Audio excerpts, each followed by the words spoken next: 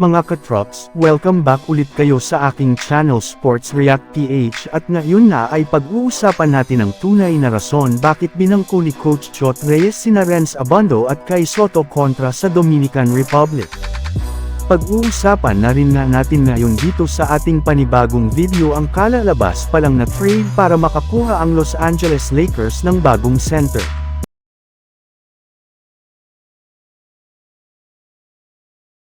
Kung inyong ang matatandaan mga katrops, bago pa man nga magsimula ang mga laro ng Gilas Pilipinas ngayong 2023 FIBA World Cup ay marami na nga ang nagsabi ng mga fans na malaki nga daw po ang maiaambag ng dalawa sa mga itinuturing na fan favorite sa Gilas na sina Renz Abando at si Kai Sotto.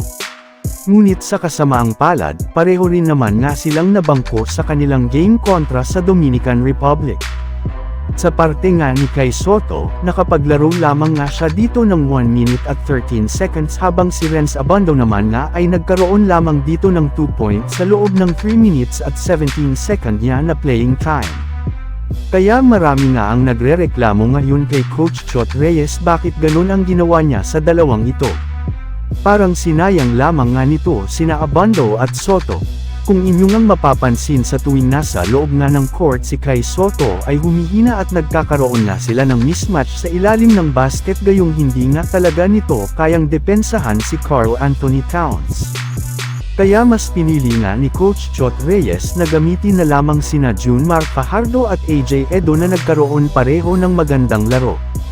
Habang pagdating naman nga kay Renz Abando, dito na nga naging questionable ang desisyon ni Chot Reyes gayong makakatulong rin naman nga sana ito sa paggawa ng opensa simula nang ma-fouled out si Jordan Clarkson.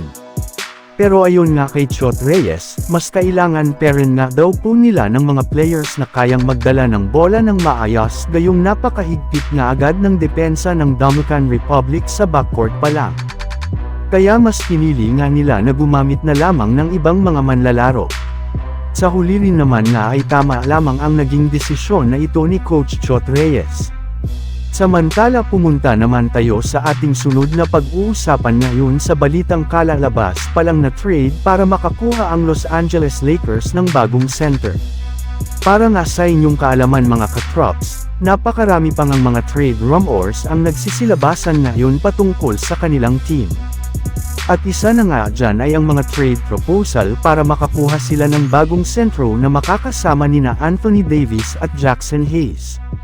At kasama nga sa mga trade rumors na posibleng ikonsiderang gawin ng Lakers ay ang pagkuha nila sa kanilang matagal ng target na si Naz Reid ng Minnesota Timberwolves kung saan kakailanganin nga nila dito isakripisyo ang kanilang mga players na sina Gabe Vincent at Cam Reddish.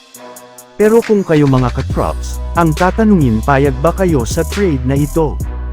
E-comment nyo lamang sa baba ang inyong opinyon at babasahin natin yan isa-isa.